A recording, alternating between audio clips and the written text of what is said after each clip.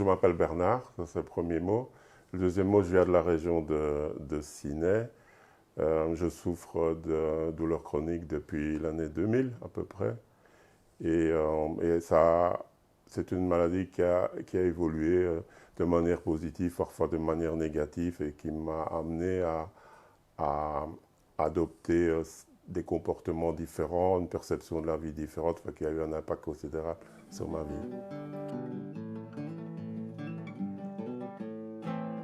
Au début, c'était de douleurs dans le bas du dos et dans la jambe gauche. Après quelques années, la sciatalgie a disparu. Et les douleurs dans le dos, en fait, se sont généralisées. C'est-à-dire que la douleur s'est modifiée et a gagné tout le dos. C'est devenu comme des pincements. J'avais l'impression que c'était comme des micro-déchirures. Et puis, petit à petit, ça a gagné l'ensemble des douleurs musculaires dans l'ensemble du corps. Et c'est à ce moment-là, mais nombreuses années après, je ne sais plus en quelle année, que le syndrome de fibromyalgie a été diagnostiqué. C'est mon médecin qui m'a envoyé dans une clinique de la douleur chronique et là, ça m'a bien aidé.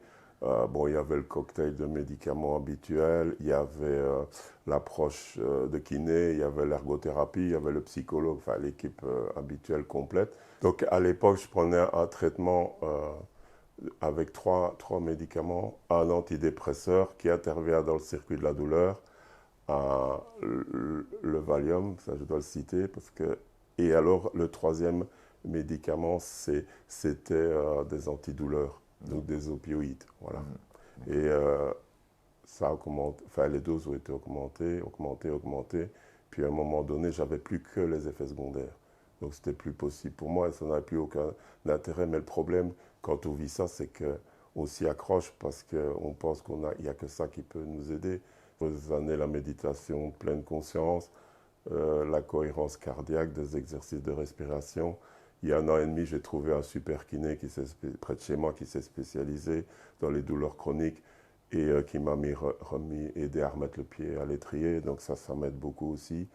Il y a aussi une psychothérapie qui m'aide beaucoup aussi par rapport à ça. Voilà.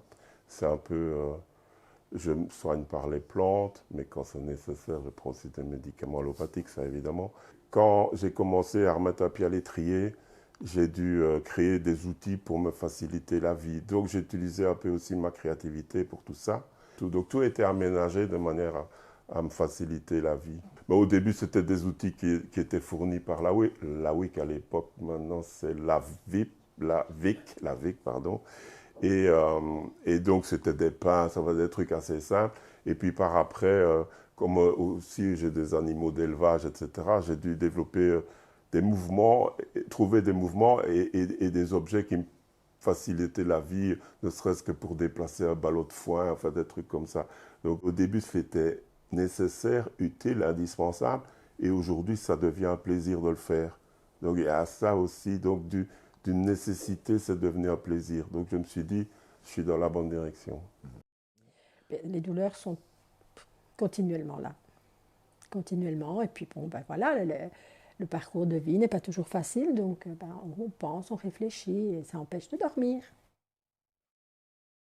Je vais avoir 60 ans et je souffre de fibromyalgie depuis... Enfin, découvert, on va dire, depuis 2010, mais je souffre en réalité depuis l'âge de 18 ans. Les douleurs ont toujours été très, très importantes. Très importantes. Des douleurs, elles peuvent être dans la jambe, dans le bras, dans l'épaule. Mais ce qui est assez étrange, c'est que quand je suis en grosse crise, même mes cheveux, chaque cheveu, j'ai l'impression que je les sens. J'ai des pics sur mon crâne. Je sens beaucoup de picotements dans les doigts. Mes doigts sont bloqués par moments. Donc c'est vraiment... ça varie. Mais je ne peux pas dire où j'ai mal principalement. Ça va partout. J'ai vraiment par moments de très grosses crises quand je suis fort fatiguée, quand j'ai un choc psychologique, émotionnel. Ça, à ce moment-là, oui, j'ai vraiment de grosses crises. Quand j'ai quelque chose qui me touche, là, ça part dans des douleurs, mais alors là, c'est partout. Il m'arrive de prendre des opioïdes, mais vraiment en cas de grosse crise, pour ne plus rentrer dans le cercle vicieux des effets secondaires. Je perds énormément la mémoire, j'oublie si je ne note pas, même en notant, ça m'arrive d'oublier. Je parle, j'oublie mes mots. C'est très frustrant. Je ne suis plus du tout la personne que j'ai été. Je connaissais tous les anniversaires, tous les numéros de téléphone, mon compte en banque, tout par cœur. Aujourd'hui, même mon propre numéro, je l'oublie. Je ne connais plus le numéro de mes enfants. Pour moi, c'est quand même une catastrophe. Je vais au magasin, je reviens et je n'ai pas pris ce qu'il me fallait. C'est dur à vivre. C'est dur à vivre. C'est de ne plus être la personne qu'on a été et aujourd'hui de se retrouver un petit peu laissé pour compte aussi, quelque part, mais ne plus se reconnaître. Quand j'ai parlé de fibromyalgie, oui, mais non, bien sûr, on entend tout. C'est les personnes paresseuses, c'est parce que tu n'as pas envie de travailler. Quand le rhumatologue que j'ai vu m'a parlé de fibromyalgie, je n'avais jamais entendu cette pathologie, donc, et c'était en 2010. Je n'avais jamais entendu ce mot, je ne connaissais pas. Donc je suis revenue, j'ai cherché sur Internet. J'avais l'impression de ne pas me reconnaître tout en voyant certains symptômes, mais que je niais. Donc pour moi, je ne voulais pas être cette personne atteinte de fibromyalgie, je ne voulais pas. Je voulais continuer à travailler, je voulais continuer à vivre normalement, mais je n'y arrivais pas, bien sûr. J'ai toujours tout fait pour mes enfants. Mes enfants, c'est ma priorité. Et ils ne me reconnaissaient plus, parce que je ne faisais plus. Je n'étais plus là pour eux comme avant. Je ne réagissais plus de la même façon. Et ça, ils me l'ont reproché. Et j'ai, à l'époque, acheté le petit guide pour tous de l'association. Et je leur ai dit, voilà, je le mets sur la table du salon. Vous voulez le lire, vous le lisez. Si vous ne voulez pas, ce n'est pas grave. Mais au moins, si vous le lisez un petit peu, vous comprendrez ce que je vis. Et allez, au fur et à mesure, je veux dire, les enfants ont quand même regardé un petit peu ce livre. Je sais que ma fille a une collègue toute jeune qui souffre de fibromyalgie et je pense que grâce à ça, elle a un petit peu mieux compris ma situation. Donc au bout de quelques années, je dois dire que mes enfants ont été formidables, vraiment à l'écoute. Ce qui m'a beaucoup aidée dans mon cheminement et dans mon parcours personnel, c'est d'avoir poussé la porte d'un relais, d'un groupe de parole. Ça m'a ouvert les yeux à me rendre compte que je n'étais pas seule dans ce cas. Et ça m'a permis aussi de pouvoir poser, parler de ma maladie sans sans que personne ne me juge, sans aucun jugement, voilà. Je m'appelle Graziella, je suis atteinte de douleurs chroniques, donc la fibromyalgie, depuis 2002. Et ça a été une grande aventure. Pas très agréable, mais bon, il a fallu faire avec. Ça a commencé par blocage musculaire, douleur, mal de dos, fatigué énormément, une fatigue vraiment, ne pas savoir bouger même ses bras pour prendre une tasse de café dans une armoire. Les muscles comme si c'était des cordes qui ont séché. J'ai toujours entendu à la maison que j'exagérais. Et puis là, du jour au lendemain, on se rend compte que le corps ne suit plus. Et ça devient problématique parce que bon, on se lève le matin, c'est ce que je faisais avant, je me levais, je me déjeunais, s'habiller, se laver, occuper de la maison, aller travailler, on rentre, on continue. Et puis du jour au lendemain, on se rend compte qu'il n'y a plus rien qui va, quoi. Le matin, pour sortir du lit, c'est un effort, mais phénoménal. Alors que bon, normalement, on se lève du lit et il n'y a pas de souci. Mais là, du jour au lendemain, le corps ne suit pas. Même pour sortir une jambe du lit, c'est un effort fatigant. Et une fatigue qu'on ne s'explique pas. Difficulté à m'endormir, difficulté à me réveiller.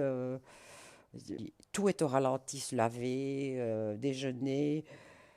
C'est épuisant moralement et physiquement. Et le moral, là, il en prend un coup terrible. Quand on se dit, je fais quoi là? J'arrête tout ou je continue à me battre?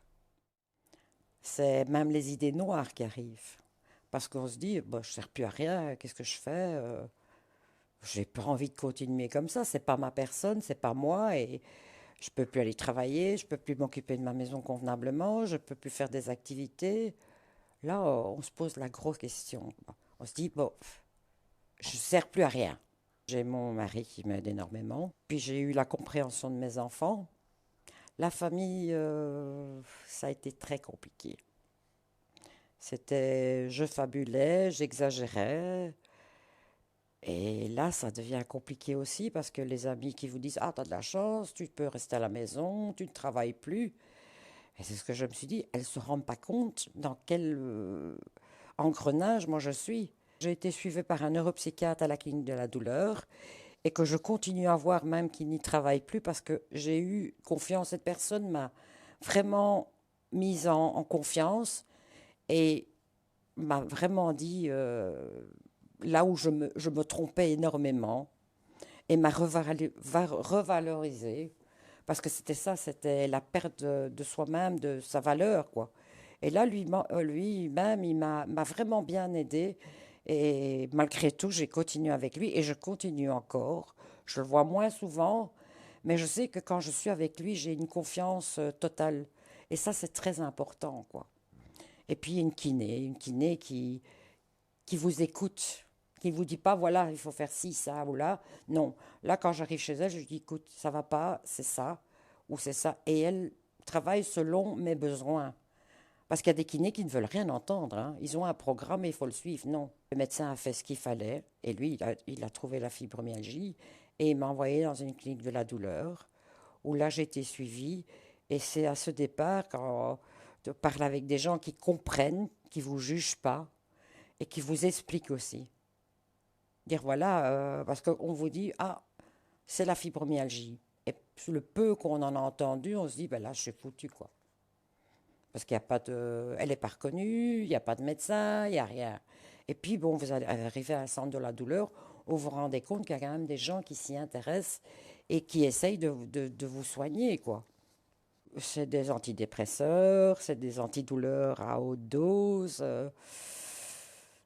Ben, c'est évidemment avec les médicaments, c'est compliqué parce que ce qui convient à une personne ne convient pas à l'autre, jusqu'au jour où on vous trouve un traitement qui vous convient plus ou moins, quoi. Il faut faire avec. Quand on a l'habitude de rien demander, de toujours tout faire soi-même, de vouloir le faire soi-même, parce que c'était comme ça, et là, on se rend compte qu'on a besoin et qu'on n'a pas envie de demander. Et je ne veux pas abandonner ma personnalité. Et j'ai mis du temps. Ben je sais qu'il y a des choses que je devrais déléguer, mais que je n'y arrive pas parce que je ne veux pas me sentir inutile. Je veux continuer à être la personne que j'étais. Ben, moi, je m'appelle Santo et je suis l'époux de Graziella, une bénévole de l'association Focus Fibromyalgie. Et dans la vie, je suis son aidant proche. Je l'aide quotidiennement, d'aider physiquement, mais aussi d'aider moralement. Puisque quand on n'est pas là, d'abord on ne réalise pas vraiment la situation et on ne comprend pas directement ce qui se passe. Depuis 3 ans, je suis pensionné, j'ai beaucoup plus de temps. Maintenant, du fait que je suis là tous les jours, je vois bien la difficulté et la difficulté quotidienne dans les tâches, etc., quoi. On habitait Bruxelles, on habitait une maison à 2 niveaux, ce qui nécessitait de monter et descendre des escaliers. Après un certain temps, on s'est rendu compte qu'effectivement, on avait besoin de plus de facilité. On a vendu la maison, on a acheté un appartement pour que tout soit de plein pied. Et puis maintenant, on habite une maison, depuis que je suis retraité, on habite une maison de plein pied. Donc plus aucun escalier. Graziella a depuis quelques années beaucoup et bien évolué. Quand on la voit comme ça maintenant physiquement, elle est indépendante, elle marche, elle fait des choses qu'elle ne faisait pas au début de sa maladie. Au début, c'était très grave parce que moi, je partais travailler, je la laissais au lit. Et quand je rentrais, ben, je la retrouvais dans le fauteuil, toujours allongée, quoi. Donc elle ne savait quasiment rien faire de la journée. Et petit à petit, grâce aux soins, grâce à la compréhension, grâce à l'association, parce qu'il faut le dire, depuis qu'elle vit de cette manière, eh bien, elle a très bien évolué, que ce soit physiquement, mais surtout moralement, psychologiquement. Elle prend malheureusement encore pas mal de médicaments chimiques, si on peut dire. Mais bon, elle en a besoin et c'est ce qui compte. Je pense que ces gens qui ont cette maladie doivent d'abord se connaître eux-mêmes et savoir ce qui leur fait du bien et ce qui les nuit. Et donc, Graziella, grâce au médecin et à son entourage, a bien compris ce qui l'aide beaucoup. Je crois que quand il y a de l'amour avec un grand A, ça aplanit beaucoup de choses et ça facilite les choses.